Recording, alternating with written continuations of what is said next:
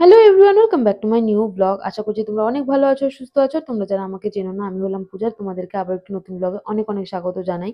আজকে সকাল সকাল উঠে একটু এগ ম্যাগি করেছিলাম। আমি এইসব অত খাই না, কিন্তু আজকে একটু আমার খুবই খেতে ইচ্ছে করছিল, তাই জন্য আমি একটু বানিয়ে নিয়েছিলাম অল্প করে। আর তারপরে পড়তে বসে পড়েছিলাম। আর আজকে পড়তে পড়তে অনেকটা দেরিও হয়ে গেছিলো, যেহেতু আজকে একটু পড়ার ইচ্ছে হচ্ছিল না। তো আমি কোনোভাবে আমি নিজেকে পুশ করলাম যে না, একটা দিন নষ্ট করা মানে অনেকটা টাইম নষ্ট করে দেওয়া। তো আমি বললাম যে না, আমি যেইভাবেই হোক পড়বো। তো গ্যাপ নিয়ে নিয়ে পড়ছিলাম, আর আমি এমনিতেও একটু গ্যাপ নিয়ে নিয়ে পড়ি। তাহলে কি পড়াটা মাথাটাও ঢোকে, আর আমার একসাথে অনেকক্ষণ বসে থেকে পড়া আমার দ্বারা হয় না, তখন আমার মাথার কাজ করে না। তো যাই হোক, আমি এখানে ট্রিগোনোমেট্রি চ্যাপ্টারটা নিয়ে বসে পড়েছিলাম, আর স্যার যা ক্লাসে করাচ্ছিল সেগুলো আমি প্রপার নোট ডাউন করে নিয়েছি। আর তোমাদের পড়াশুনো কেমন চলছে সেটা আমাকে জানিও। আর তোমাদের যদি কোনো রকম কোনো হেল্প লাগে, কোনো রকম কোনো ডাউট থাকে, তোমরা আমাকে কমেন্ট সেকশনে জানাতে পারো। আমি যতটা পারবো, আমার নলেজে যতটা থাকবে, আমি তোমাদের সাথে শেয়ার করার চেষ্টা করব।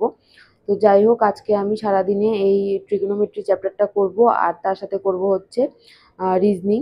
তো আমি তারপরে রিজনিং নিয়েও বসে পড়েছিলাম। রিজনিংয়ে আজকে ছিল ওপেন ডাইস। এটাও আমার একদম ইজি লেগেছে, মানে এই কনসেপ্টটা যেটা নতুন আবার শেখালো স্যার, খুবই ইজি। আমি তো ফটাফট, মানে বেশি সময় লাগে না, একবার বুঝে নিলে তো করতে একদম চুটকিতে হয়ে যায়।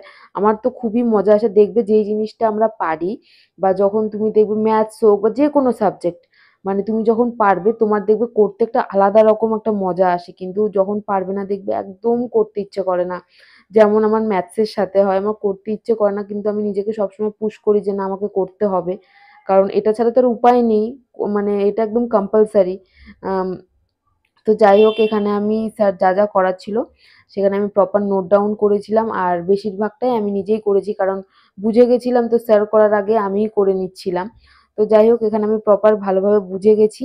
আর তারপরে আজকে সারাদিন আমি ভেবেছিলাম একটু ইংলিশটা প্র্যাকটিস করব, আর ইংলিশের সাথে সাথে হচ্ছে একটু রিজনিংয়ের প্র্যাকটিসটাও করব।